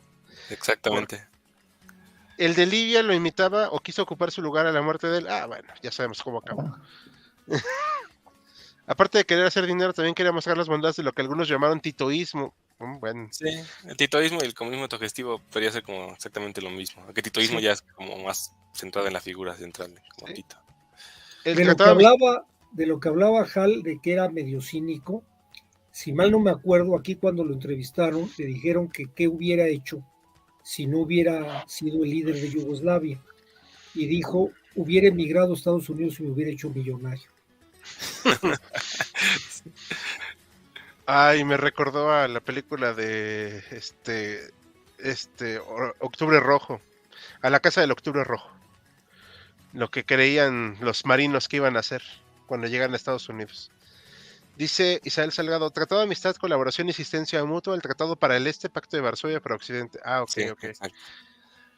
Nasser estaba tratando de liderar el movimiento panárabe, sí, también, eso es cierto. También. Ujú. Hizo una cosa ahí muy rara con Siria, un país ahí que duró como 2 minutos. Y tenía Ah, una posición laica, también podríamos decir, en sí, Egipto. O sea, hay una De hecho, entrevista donde le dicen, oiga, ¿y qué opina usted del velo? Para las mujeres, pues no le veo lógica, decía, o sea, no tiene ningún sentido. O sea, sí, tenía sí, una... sí, sí, era muy laico. no, pues como cree. Aquí dice, Anwar el-Sadat reconoció a Israel y por eso le falta exacto la simpatía de más de uno. Jal hablando en árabe, yo, en dado caso la tuya, sí, pues sí. Sí, es que la verdad yo soy pésimo hablando esos idiomas y pues no. Pero bueno, vas a terminar con algo más, ¿verdad, Saúl? No, si quieres ya para cederte la palabra y que hablemos pues, de la caída de Yugoslavia tras la muerte de Tito, nada más quisiera como agregar en esta parte de cómo mantuvo la unidad. Creo que hay dos cosas que considero importantes para entender un poco de cómo lo logró Tito. Lo logró precisamente dándole bastante autonomía controlada, pero al final el camino de autonomía a cada una de las repúblicas, ¿no?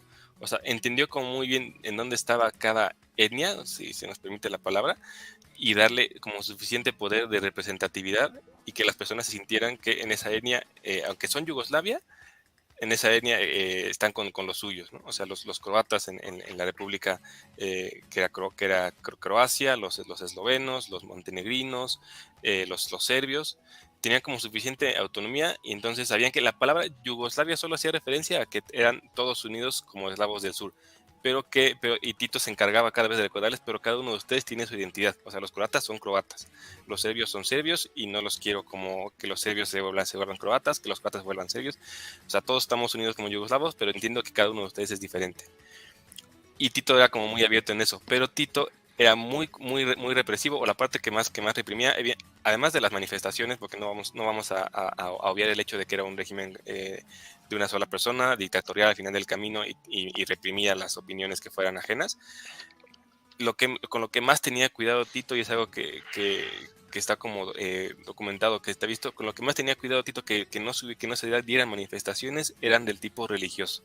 Sí. Ahí es donde Tito decía, ok, manifiéstense todo lo que quieran, digan que son croatas, que son serbios, que estas celebraciones de nosotros, bla, bla, pero cuando las manifestaciones tenían tintes religiosos o se acercaban hacia lo religioso, ahí es donde Tito tenía un poquito más de mano dura y decía, estas mejor no, estas celebraciones mejor no, o no las reprimía, pero digamos que buscaba que no se presentaran, porque Tito entendía que por ahí era donde era la diferencia, en donde sí lo superaban y no podía hacer nada, ¿no? Y entonces dejo eso como marco para que después de que muere Tito en 1980, y a los pocos años se dan las guerras balcánicas, se deshace Yugoslavia y muchas de estas diferencias van a ser sobre todo cuando empiezan a surgir ya de manera descontrolada las diferencias, sobre todo en el ámbito religioso y del lenguaje, ¿no?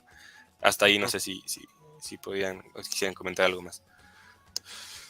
No sé si quieren comentar algo más, Mariano, Bruno. Pues No. me sorprende esta capacidad que has descrito es algo de tratamiento diferenciado, lo que podríamos llamar incluso también graduación de la violencia por el nivel yugoslavo. Veo naturalmente, salvando distancias, algunas similitudes con algunos comportamientos del preautoritario. Ciertas similitudes, naturalmente México no es Yugoslavia, no tiene ese grado de diversidad o de diferencia lingüística, pero sí en políticas, en ese pragmatismo, en esas formas de tratar con la disidencia, sí hay, yo al menos lo encuentro, no sé qué piensen nuestros contertulios, ciertos pequeños puntos en común.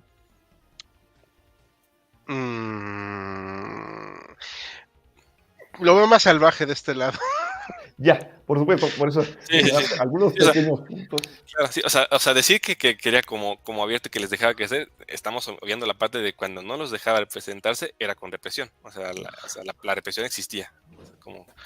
Sí. Pero sí, lo que decía Toma, ya no creo que lo podemos retomar y decirlo así. La verdad es que, y lo dijiste tú también, Bruno, con la imagen de Tito en el ajedrez. Creo que la mejor capacidad que tenía era para identificar cómo darle suficiente libertad y en qué momento quitárselas, en qué momento decirles, ok, está bien, pero métanse en el guacal. Es como, creo que era la brillantez que tenía Tito. Y cosa curiosa, decidió que su tumba estuviera en caracteres latinos. O sea, aparte vivió bastante, ¿no? O sea, casi 80 años. Casi 90. 88 casi. creo que tenía cuando murió. Ah, sí, casi 80, casi 90. Perdón, por algo soy historiador, no soy bueno en las... 1892, 1980 su tumba. Y ya estaba enfermo, o sea, también ya a esas alturas ya estaba más que pidiendo prestado. Le habían cortado una pierna, creo, Sí. unos años antes de su muerte, ¿no? Por ahí. Sí. Bueno, adelante, Juan. Bueno, vamos a darle de rápido esto. A ver, obviamente la partición de Yugoslavia requiere... Vi un documental de 6 horas de eso una vez, así. O sea, y no quedó todo claro. Porque fue un documental con los protagonistas, los presidentes de cada república. Franjo Tuđman, Slobodan Milošević, cuando antes de ser apresado, etcétera, etcétera. Yugoslavia tenía un ejército federal compuesto por todo el mundo, pero la etnia más numerosa era pues serbios. Sí. Había cierta noción de neutralidad, pero esta se fue perdiendo. Y este personaje acá de curiosa sonrisa, pues llamado Slobodan Milošević, va a ser el que va a alentar mucho este discurso serbio, va a suprimir esta separación de las regiones que habíamos visto anteriormente, la de Kosovo, etcétera, para que ya no haya esta incapacidad de Serbia para tomar decisiones. Y pues obviamente los demás repúblicas de Yugoslavia se opusieron, además de que no le agradaban mucho los albaneses en Kosovo. Si se dan cuenta, Serbia y Kosovo como que pues no se entienden, pero ya entienden por qué, o sea, es una cuestión no de ahorita, no de una tontería de placas, como pasó hace poco, o sea, es algo muy profundo. Pero, bueno, este personaje va a ser uno de los que más aliente este discurso nacionalista. Perdón, y todo esto se condensa con esta situación económica. El índice de crecimiento en los 80s colapsa. La industria yugoslava pues simplemente deja de ser relevante y curiosamente empieza a haber problemas desde antes, pero con la muerte de Tito pues pareciera que los agrava, o sea, hay momentos de crecimiento negativo, o de crecimiento, mejor dicho, una disculpa por el concepto mal empleado. El dinar de Yugoslavia pasa a valer nada, perdón. Es un billete de 2 millones de dinares. Wow. O sea, no se habla mucho de esta situación. Hablamos mucho de las etnias, de las religiones, pero la cuestión de la moneda es muy importante.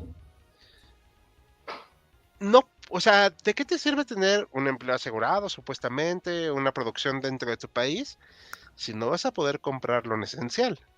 Le pasa en menor medida, como a la Unión Soviética, de este modelo agotado.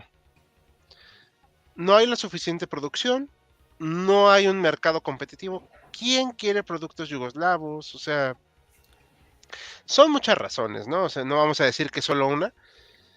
Y cada vez todos ven menos razones para seguir juntos.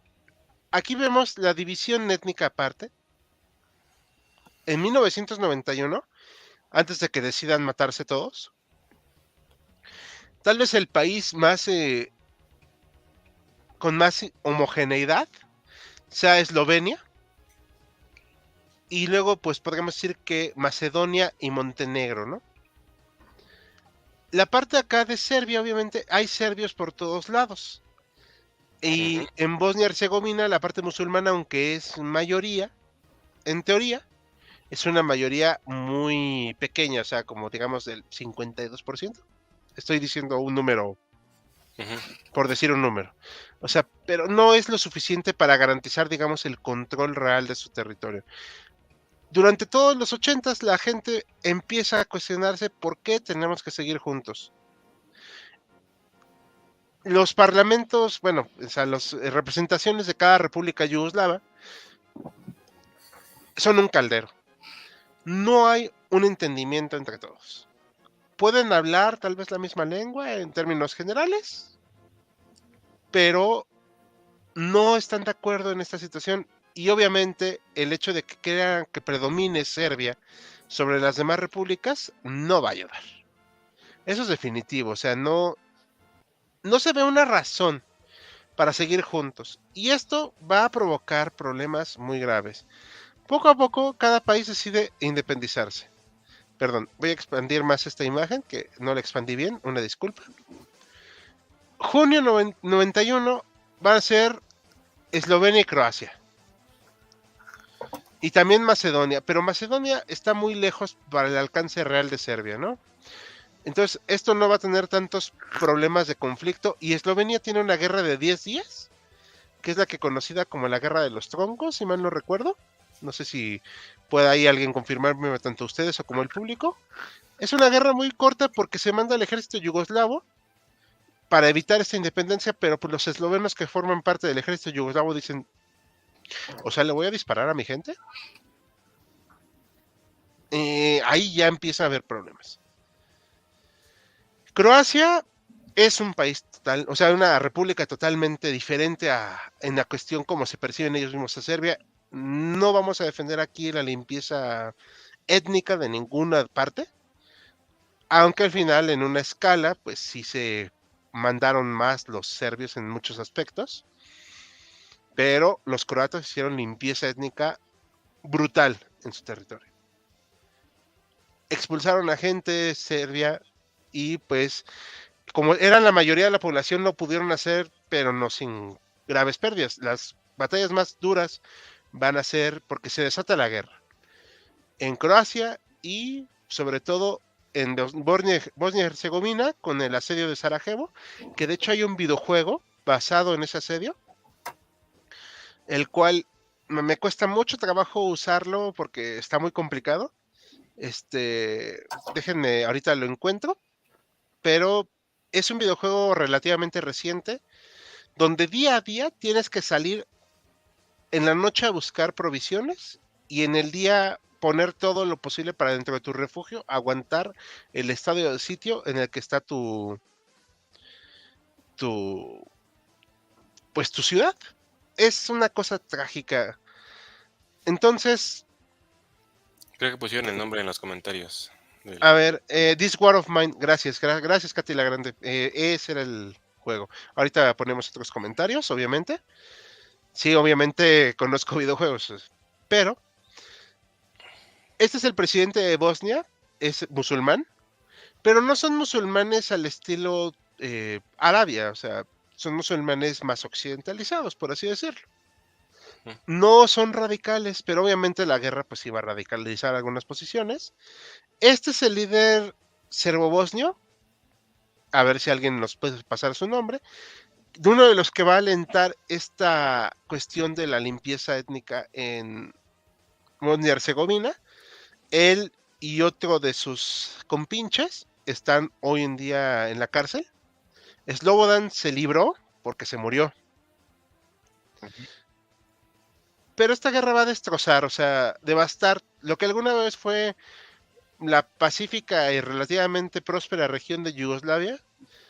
Esta es una de las escenas de las guerras en Croacia, la limpieza étnica realizada por Croacia en su territorio, o sea, insisto, no es justificado. Y estas son las pues tumbas masivas que se encuentran en Bosnia.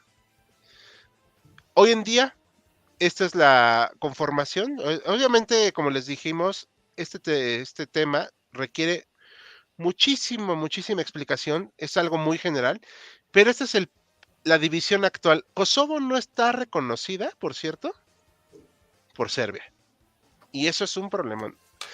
No estamos ahorita para hablar que si la OTAN, que si Rusia, que si... Eso ahorita dejémoslo de lado. Estamos hablando del conflicto en sí. Serbia, obviamente, aún existe como país. Durante un tiempo existió como Yugoslavia todavía, pero luego existió como Serbia y Montenegro, y luego Serbia solamente, Montenegro aparte. Perdón. Croacia, pues sigue existiendo, obviamente. Fueron subcampeones del mundo hace poco en el fútbol. Eslovenia, aquí está, pues más aislada de todos ellos, porque la verdad es que no quieren tener grandes problemas ahorita. Bosnia y Herzegovina es un país muy extraño, porque tiene 3 presidentes, si mal no recuerdo. El presidente bosnio, el presidente de la República Serbia dentro de Bosnia y Herzegovina, y hay una representación croata también. O sea, yo creo que es una bomba de tiempo ese lugar. Y pues Macedonia del Norte, que ahí vive. O sea, es una tragedia, la verdad, lo que pasó. Y estas eran las divisiones en su momento de Yugoslavia así más bonitas, podemos entenderlas. Pero por eso le había quitado este territorio así a la influencia serbia, Tito. Y Slobodan y compañía son los que lo hacen retomar. Y hoy en día hay un anhelo por la figura de Tito, pero quiero que me digan qué notan en la imagen.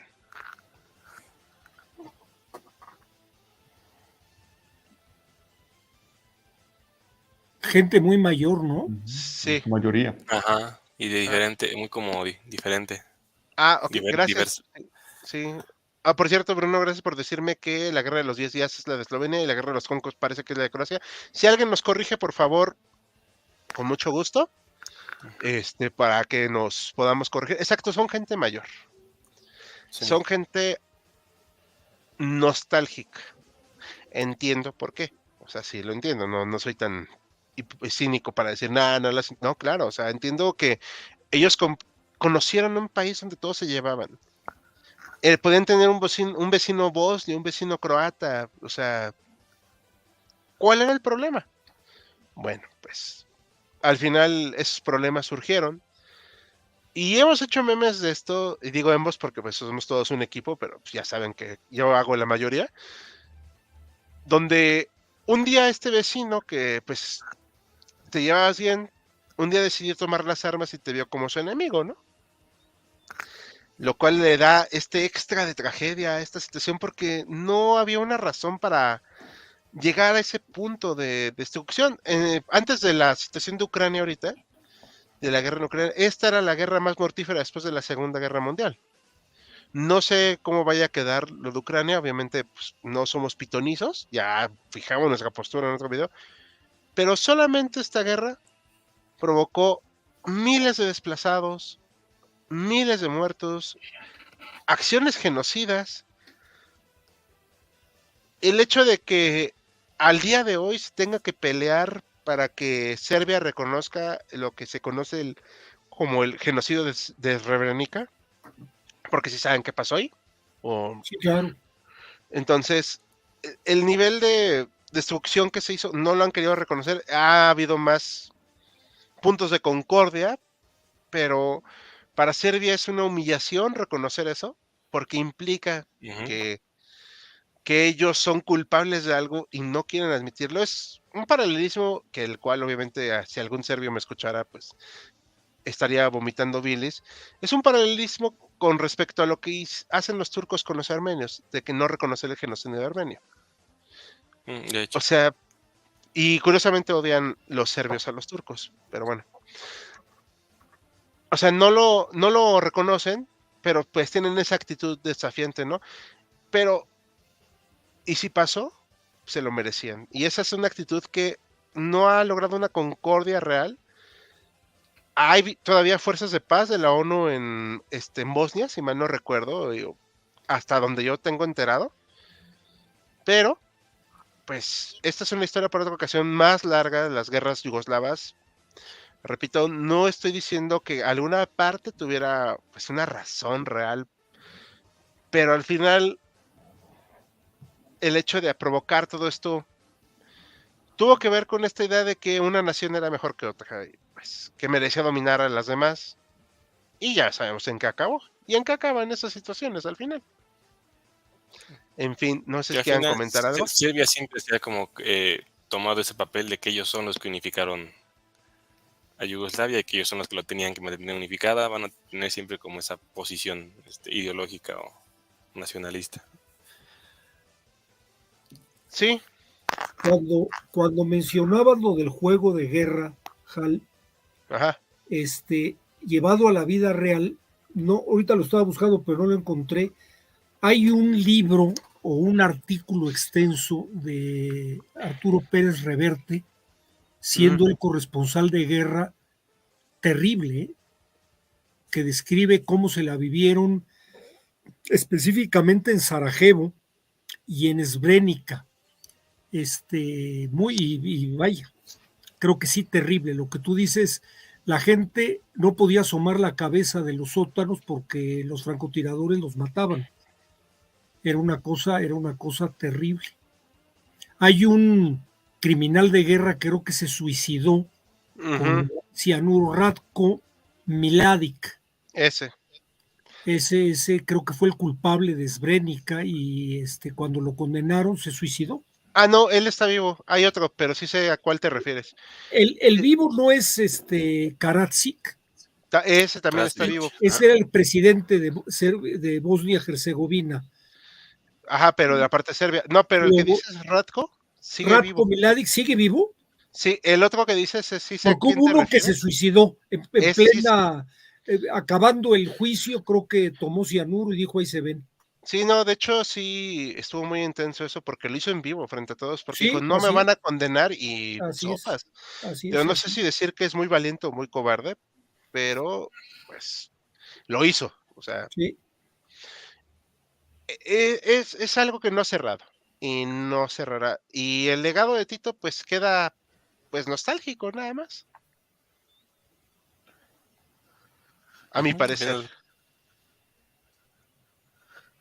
No sé qué quieran opinar algo más, chicos. Pues sí, sin lugar a duda, un episodio que se prolongó por varias décadas. Este estado, Yugoslavia, en una región que, como han señalado, todavía tiene muchas cicatrices. Me sigue llamando mucho la atención una cuestión, no sé si la habrán notado, que es con respecto a la capital de Yugoslavia. Se había hablado de cómo Tito a lo largo de su gestión buscó quitar poder a Serbia, quitando de los territorios Kosovo, compañía. Pero no les llama la atención que durante toda la existencia de Yugoslavia, Belgrado fue la capital de esta entidad. Belgrado, siendo que Belgrado históricamente además fue la capital de Serbia, llama la atención que no haya querido mover la capital de esas cosas. Pues tal vez para no provocar más reacciones, ¿no? Parte de su ajedrez, ¿no? Sí, de respetar esta idea de que Serbia era como que originalmente el unificador, ¿no? La Prusia de Exacto, Yugoslavia, ¿no? De los Balcanes. De los Balcanes. Exacto. Es una tragedia. Vamos a ver unos últimos comentarios. ¿Les parece? Sí. Lo de comunista, muchos líderes occidentales se sorprenden de ver a un comunista disfrutar tan abiertamente de la vida. Pero lo describieron como un príncipe de Augsburgo, dice Isabel Salgado. De comunista, entre comillas, más bien de centro. Era una cosa rara, Tito. Sí, en medio de ambas. Tito no ahorca, pero como oprime, sí. Bueno, Occidente lo ven así, bueno, sí. Croacia ya había empezado a hacer limpieza poblacional a poco de morir Tito. Ellos y eslovenios se querían separar, a los otros los separaron de la OTAN si no hubieran querido unirse, no se unían. Y al final Tito tenía razón. Sí. Bruce Willis es yugoslavo económico, pero no rápido. Ah, ok. Sí, sí. Ah, este es el que nos queda en el juego. El juego, ajá. Ajá. El juego se usa en Polonia para enseñarle a los niños. Los croatas se pusieron en plan en Ustacha. Sí. Escape from Sarajevo. Sí, hombre, es que una cosa brutal. Duró como 3 años, ¿no? El 3 sitio. años, sí, sí, sí. Los croatas ya tenían tradición de expulsar, practicaron con los alemanes, exacto. Radovan Karadzic, ándale, ese fue el que se... Es el greñudo que tienes ahí en la foto. Es el Sí. greñudo. Es Ajá. el greñudo. Sí, sí, sí. ¿Ese fue el que se suicidó? No, lo no, condenaron, ese pero él no fue el que sigue vivo. se suicidó. Sí, él sigue. Sí. Curiosidad, no cuentan a Vietnam con la más sangrienta. Ah, pero estamos hablando de Europa en el ambiente. Obviamente, pues hay otras guerras más sangrientas, ¿no? Pero en Europa no se veía ese nivel de sadismo. En esas guerras no derribaron aviones de la OTAN. No, creo que no los lograron derribar. Más bien la OTAN intervino porque ya era una matazón, pero de verdad. Consulta, ¿qué es cierto? Hay una historia que dice que el detonante de conflicto serbio-kosovar fue un incidente que implica una botella de Coca-Cola. Ni idea. Ay, sí. Sí. Belgrado tenía las fábricas y universidades. Ah, ok. Radovan Sí. sigue preso. Sí, sí, es que ya sabía. Y varios Sí. siguen presos. Tiene cadena perpetua, de hecho. Y la condena de que es el principal responsable del genocidio. Sí. Pero bueno, vamos a terminarlo, ¿les parece? Sí. Sí. No sé, ¿alguna última palabra, chicos? Pues yo agradecerles a los compañeros de esta sesión porque he aprendido muchísimo sobre este asunto. Es muy fascinante Sí. y muy trágico. ¿Algo más, Bruno? Pues me quedo en la mente, a la luz de todo lo expuesto, de un artículo que investigando para este tema vi que se llamaba El fracaso de la Yugoslavia diversa de Tito.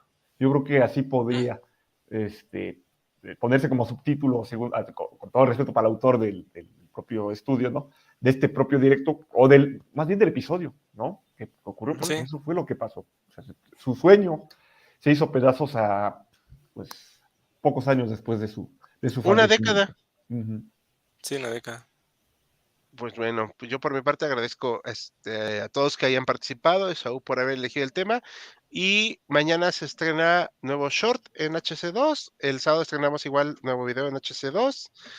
También habrá nueva votación para en vivo, que son los temas que eligió Joaquín, porque va a cumplir años el día de la muerte de Colosio. No es ningún tema de Colosio, lo prometemos. Así sería muy cliché. Entonces, pues ya ahora sí que a nombre de todo el equipo de HC, nos despedimos, les agradecemos su compañía. Buenas noches, hasta la próxima. Buenas noches.